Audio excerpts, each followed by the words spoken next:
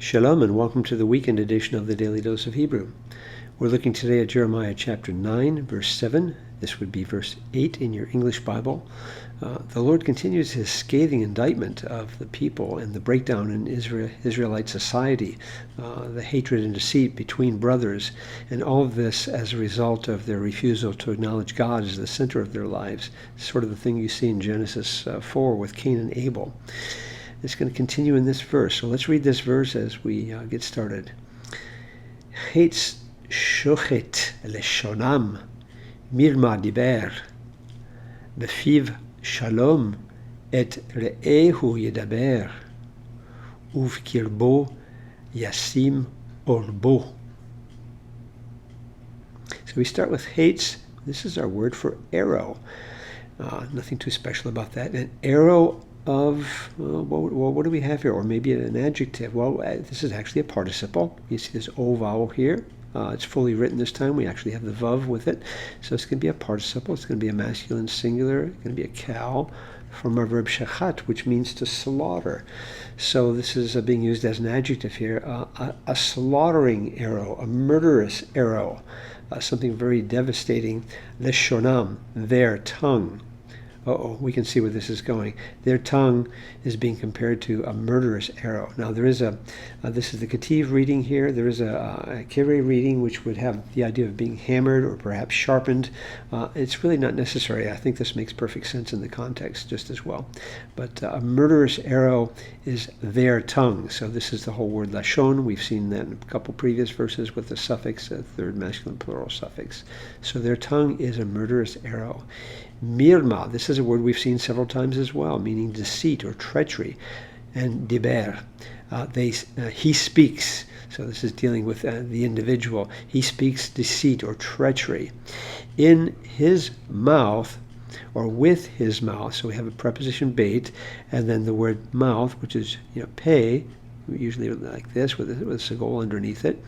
But when you add a pronoun suffix here, it takes this form p, and then you add in this case, it's a third masculine singular suffix. So, with his mouth, shalom, peace, with, this in this case, this is the preposition here. It's obvious by the context. With his neighbor, so that we've seen this word in the previous verses as well. This is companion or friend, reach, usually written with a furtive patak over here underneath.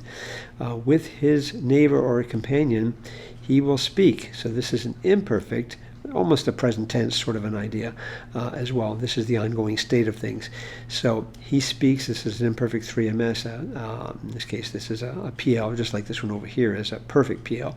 This is an imperfect PL. So this continues it. So with his mouth, peace. With his neighbor, he speaks. But there's going to be a contrast here. This is a vav. It could be translated and, but you're going to see by the context it should be a but, the contrast. But in, it's a preposition there, his, and this is a suffix, 3ms suffix, and this is the word kever, which is usually written as a segolet, like this, if it were by itself. So you'd have two segols underneath it, and that means something, the inward parts, the inner part of a person, what is inside. But in his inner being, what does he do? Yasim, this isn't imperfect, PF, you get this yod at the beginning, nothing at the end, so it's going to be a 3ms, and this is just a good old cow from our verb sim, meaning to put or to place.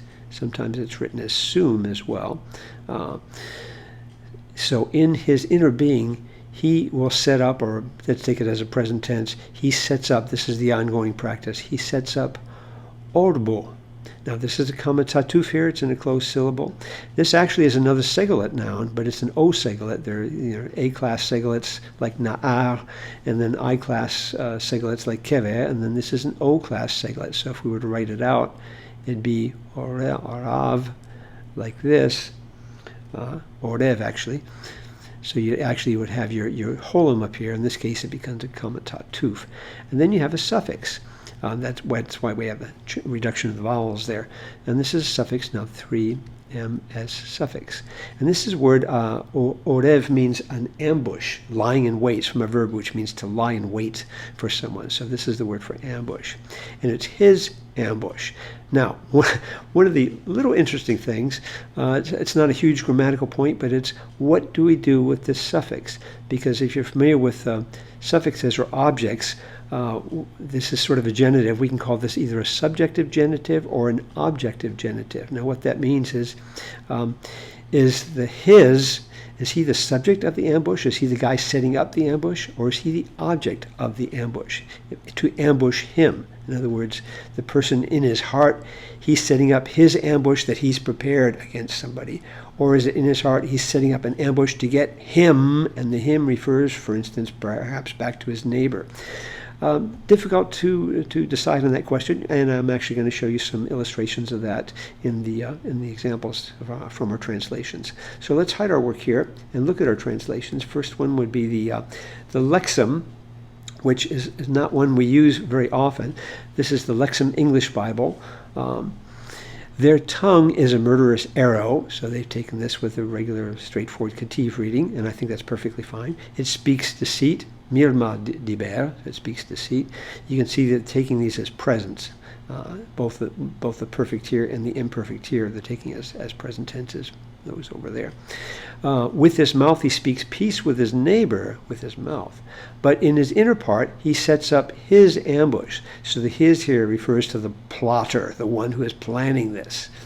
And most of our versions are not going to do this, which is why I had to take the Lexham English. It's one of the few English versions that does take it as a subjective genitive over here with this pronoun suffix.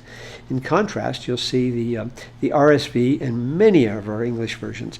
Their tongue is a deadly arrow, murderous, deadly. It speaks deceitfully with his mouth. This is referring it to the tongue. I guess this is as well. Could be he speaks deceitfully as well. But with his mouth, each speaks peaceably to his neighbor, but in his heart he plans an ambush for him. So him here, they've taken this suffix over here as an objective genitive. So over here it's his ambush, the one who's planning, and here it's the one who's being planned against. So you see the difference between a subjective and an objective genitive. And if it's hard to decide, you can just do like many of the versions do, like the Christian Standard Bible. Their tongues are deadly arrows. They speak deception. With his mouth, one speaks peaceably with his friend, but inwardly he sets up an ambush. And you see what they do. They just avoid the issue altogether. Just don't even translate that because it's hard to decide, and it's not going to change a whole lot either way. It's not a strong, excuse me, exegetical point. But we can see, again, this breakdown in society, which happens, as I said, from the time of the fall, enmity against one's brother, whether it's Cain and Abel or ongoing things in our Israelite society, or in our own current day and age in our country and around our world. When people refuse to acknowledge God as the center of their lives, everything else will break down. Not a pretty picture here. We'll check back with us again as we continue working through this difficult but very, very insightful chapter, Jeremiah chapter 9, in the weekend edition of the Daily Dose of Hebrew. Shalom.